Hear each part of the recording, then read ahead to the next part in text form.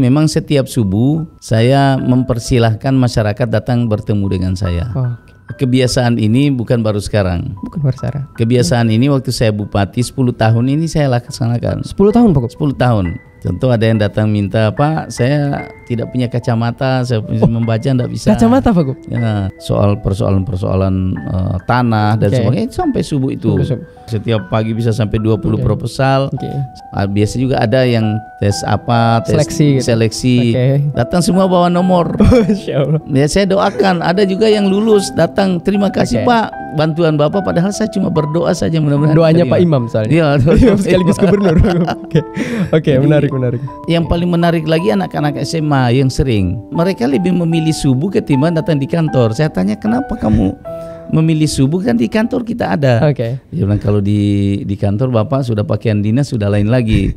Beda aura katanya. Tapi kalau di sini kita benar-benar ngadu kepada orang tua. Saya sering juga para pendeta.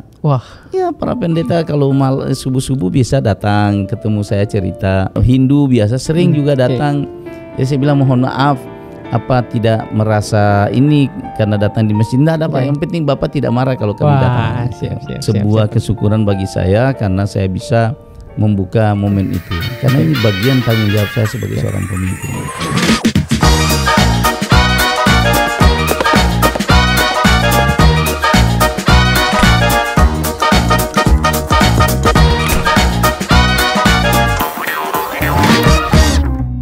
Halo, kembali lagi di segmen Sultan Nambah Show.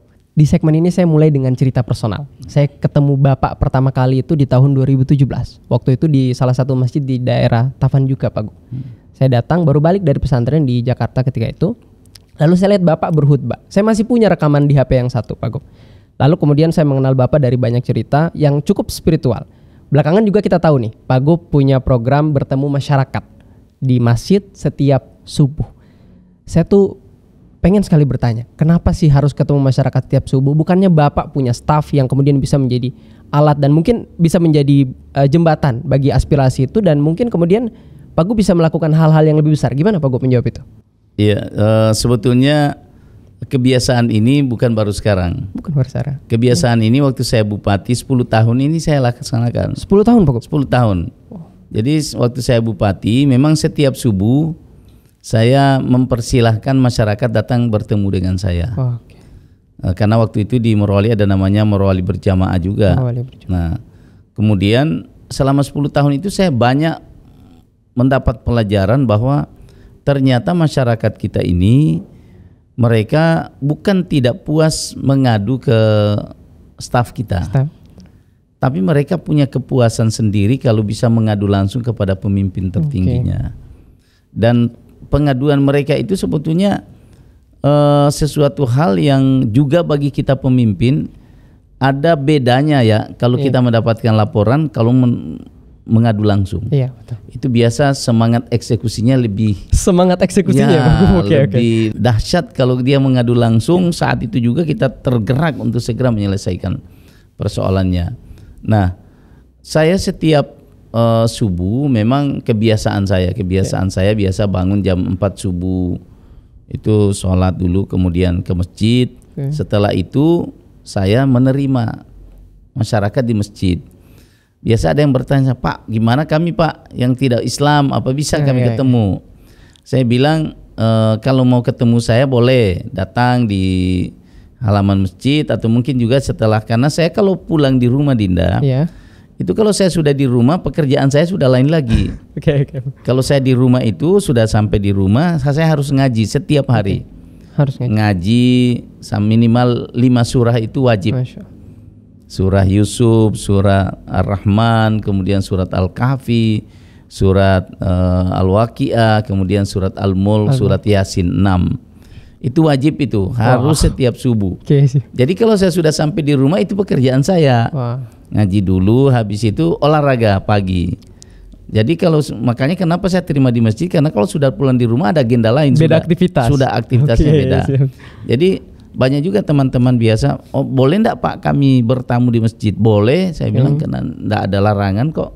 Kalau mau datang yang penting tidak ada paksaan dan sebagainya. Nah, setiap pagi itu kalau saya hitung-hitung itu bisa sampai 20 sampai 30 orang setiap pagi. Setiap pagi Pak Gub. Dengan segala macam persoalan pribadi, ada yang sifatnya sosial, masyarakat dan sebagainya. Dan alhamdulillah saat ini banyak sekali catatan saya soal aduan dan ada yang langsung kita eksekusi. Wah. Juga biasanya ada yang sudah duluan kepada saya mengadu, kemudian besoknya tiba-tiba viral lagi di media sosial. Itu saya lihat masyarakat mereka antusias sekali, datang menemui saya karena mereka punya keyakinan bahwa kalau saya ketemu Pak Gubernur kemungkinan besar untuk bisa dibantu itu lebih besar. Tapi banyak juga masyarakat biasa yang belum bisa kita bantu karena memang itu harus punya mekanisme tertentu untuk bisa membantunya. Berarti 2 poin saya tangkap. 1, masyarakat merasa senang saja kalau dia ketemu pemimpinnya. Kedua, semangat mengeksekusi. Ya. Jadi Pak Gub memulai hari Pak Gub selain dengan sholat subuh dengan membakar semangat mengeksekusi tadi, karena lihat ini banyak keluhan ini, kita harus kerja lebih keras. Kira-kira begitu ya Pak Gub? Betul. Jadi kita banyak sekali tantangan kita. Jadi setiap hari proposal itu masuk nih. Jadi mungkin nggak ada gubernur yang menerima proposal kecuali Gubernur Sulteng menerima setiap pagi bisa sampai 20 proposal. Setelah itu kita sampai di kantor, kita pilah-pilah. Kemudian kita distribusi lagi kepada dinas-dinas. Ada yang nanti laksanakan 2026 ke depan, ada yang sudah bisa dieksekusi pada tahun ini juga. Oke, baik. Siap. Pak Gub, saya juga pernah menjadi datang lah ke ngeliat terus Pak Gub. Ada satu hal yang kemudian menyita perhatian saya. Ada satu orang di sebelah Pak Gub yang terus-terusan mencatat Pak Gub. Nah, pertanyaan selanjutnya nih nyambung Pak. Mungkin boleh Bapak ceritakan soal kira-kira gimana sih, ada ndak yang paling berkesan dari pertemuan dengan mereka itu, dan selama 7 bulan ini apa saja yang kemudian berhasil terrealisasi dari pertemuan subuh itu Pak Gub? Ya, yang pertama biasa yang paling sering misalnya kecil-kecil. Yang kecil-kecil. Contoh ada yang datang minta, Pak, saya tidak punya kacamata, saya bisa membaca tidak bisa. Kacamata Pak Gub? Ya, akhirnya itu biasa langsung staf saya, oke, sebentar ketemu di optik misalnya, langsung eksekusi.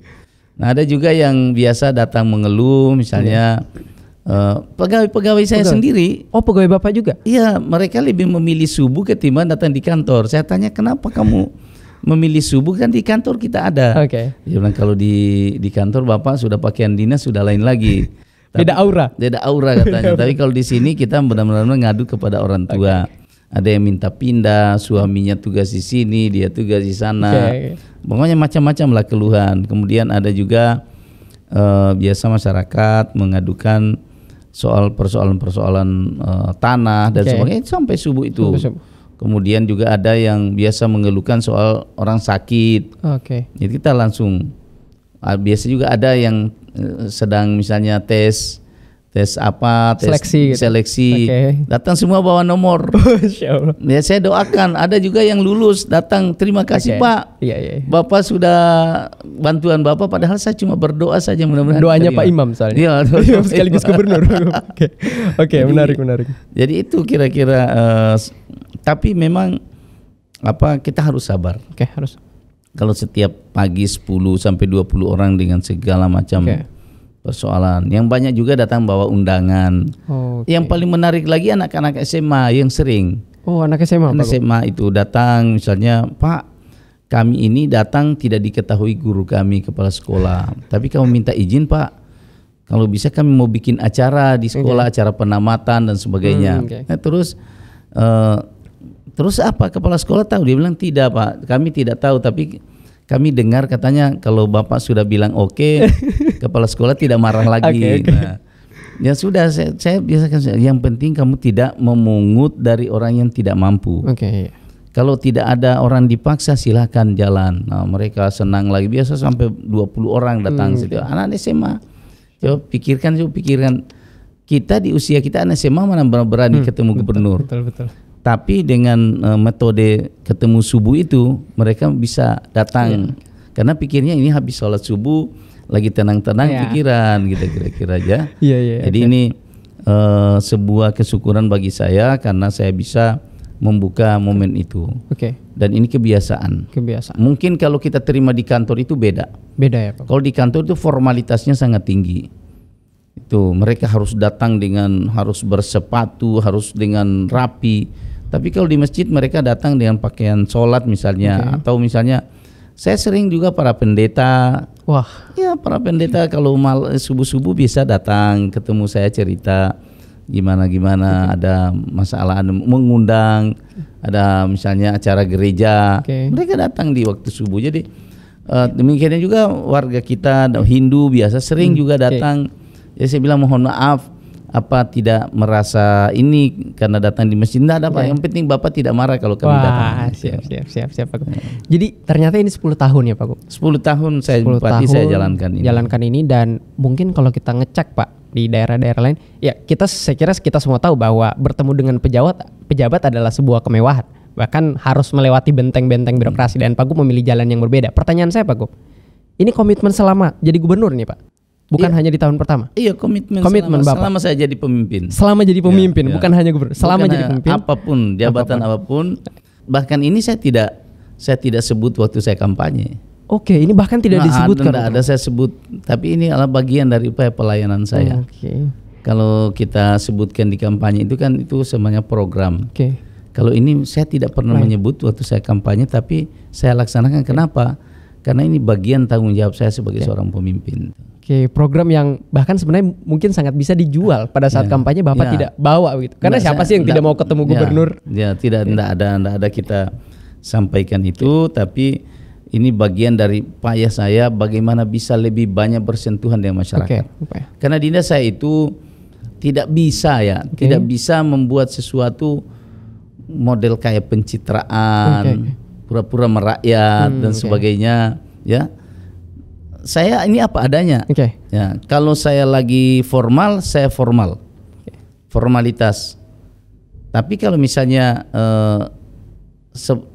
saya bisa bertemu dengan masyarakat kapan saja, karena saya melihat begini Dinda. Pemimpin itu bukan dilihat dari citranya. Bukan dari citra. Bukan. Pemimpin itu dilihat dari sejauh mana dia komitmen kerakyatannya itu. Komitmen kerakyatan. Jadi biar dia terkesan susah diajak ngomong, dia pendiam misalnya, tapi kalau komitmen kerakyatannya jelas, justru itu yang lebih bagus daripada misalnya kita di depan rakyat kita baik-baik, kita pura-pura merakyat dan sebagainya, tapi sebenarnya komitmen kerakyatan kita tidak jelas. Jadi bukan hanya pada yang tampak, tapi komitmen dia. Komitmen kalau dia. Saya sering mengatakan seorang pemimpin itu bukan dinilai bagaimana tampilannya, tapi pemimpin itu dilihat dari sejauh mana komitmen kerakyatannya itu bisa dilaksanakan. Kerakyatan, baik. Siap Pak Gub, terima kasih. Ini keren sekali ini soal banyak hal kita bicarakan. Pak Gub, kalau kita flashback kembali di awal pasca Bapak dilantik, Bapak tuh sempat buat heboh sebenarnya. Dan saya memantau tuh Pak. Jadi yang bahkan memberikan komentar Pak, itu bukan hanya tokoh-tokoh lokal, ada beberapa tokoh nasional yang sampai buat video YouTube, ada yang buat tulisan, saya sempat baca soal apa yang Bapak lakukan ketika itu, yaitu membuat surat himbauan sholat berjamaah bagi SN. Kita lihat juga Bapak barusan ada program Subuh Berkah di tiap Sabtu Pak. Nah, saya mau tanya, sebenarnya bagi seorang Anwar Hafid, apa makna berjamaah? Sepenting itu Pak Gub? Yang pertama bahwa orang yang tepat melaksanakan, kalau kita Islam ya, Islam itu kewajiban paling utama itu kan sholat. Jadi kalau kewajiban kepada Allah ini kita komitmen, saya yakin bahwa kewajiban kita kepada sama manusia juga kita akan lebih komitmen. Makanya kenapa saya mencoba, ini bagian dari sebenarnya upaya untuk menghadirkan individu yang punya tanggung jawab. Maka salat berjamaah itu karena kebetulan kita mayoritas orang Islam. Tapi bukan cuma orang Islam yang saya, juga sahabat-sahabat kita yang beragama Nasrani, juga Hindu, saya sampaikan begitu. Ini juga semangat kolaborasi itu ada di situ. Kalau sering berjamaah, sering ketemu antara sesama OPD itu, komunikasinya bisa lebih gampang. Daripada tidak pernah ketemu, padahal sebenarnya satu sistem ini. Antara satu perangkat daerah dan perangkat daerah ini satu sistem. Tidak bisa bekerja sendiri. Tidak bisa. Dia harus kolaborasi. Nah, itu yang kedua. Kemudian yang ketiga, disiplin. Cuma kenapa? Ketika azan berkumandang, kita harus disiplin. Oke. Disiplin meninggalkan pekerjaan kita untuk sesuatu yang lebih besar. Nah, kalau misalnya ini bisa kita implementasikan, katakanlah ketika rakyat memanggil kita, maka kepentingan pribadi itu harus kita tinggalkan. Sama tadi ketika azan berkumandang, kenapa tinggalkan pekerjaan itu? Karena memang yang memanggil ini yang lebih besar. Lebih besar, oke. Nah, sama kalau kehidupan kita, walaupun kita sedang dengan keluarga, kita ada urusan pribadi. Tapi kalau rakyat yang membutuhkan kita, maka kepentingan pribadi ini bisa kita tinggalkan. Oke. Itu sebenarnya banyak hal yang perlu kita ambil dari filsafat berjamaah itu, falsafah berjamaah. Jadi kenapa waktu itu saya melakukan itu? Karena saya ingin mengharapkan sebuah potret birokrasi yang memiliki tanggung jawab, disiplin, dan juga punya kemampuan berkolaborasi. Oke, jadi sebenarnya pendekatannya bukan hanya ritual ya Pak, bukan tapi sekedar ada ritual. filosofi yang lebih dalam. Filosofi yang lebih dalam itu kan dengan sholat berjamaah itu sebetulnya bagian dari proses pendidikan. Betul. Jadi dua-duanya didapat, secara spiritual dapat, secara bagian dari upaya kita untuk meningkatkan kinerja juga dapat. Ya. Oke, berarti dan ini sebenarnya bukan hanya untuk Muslim. Bapak juga kemudian menghimbau agama lain untuk taat pada agamanya masing-masing. Nyambung dengan cerita Bapak waktu jadi pejabat kepala desa Pak Gub. Beliau bilang ada salah satu masyarakat bilang bahwa beliau tuh sering datang kalau di acara-acara di gereja di mana dipanggil, beliau selalu datang sebagai pejabat kepala desa. Jadi pada siapapun sebenarnya, bukan berarti Islam sentris. Ya, artinya kita sebagai pemimpin itu kan pemimpin semua golongan. Oke. Jadi saya pernah dulu ditanya, bahkan dilapor sama ketua utama Al-Khairat. Ketua utama. Ya, waktu saya masih bupati. Wah, itu Pak Anwar itu kerjanya itu kalau diundang ke gereja, pergi ke gereja, pergi. Dia kan ketua Komda Al-Khairat. Ya saya laporlah sama almarhum Habib Segaf, ketua utama. Habib, bagaimana saya ini kan bupati, sering diundang sama saudara-saudara kita. Apa beliau sampaikan kepada saya? Bersyukur ente diundang. Nah, ini seorang ulama besar berkata seperti itu, maka itu menguatkan saya bahwasanya pemimpin itu adalah untuk semua. Ya. Dan karena itulah saya tidak punya beban apapun. Jadi seorang pemimpin harus bisa mengarahkan seluruh masyarakatnya untuk taat beribadah sesuai dengan agama dan kepercayaannya masing-masing. Wah, siap-siap Pak Gub. Terima kasih banyak Pak Gub. Dalam sekali sebenarnya pembahasan kita. Terima kasih Pak Gub sudah bersama kita sampai dengan segmen ketiga kali ini.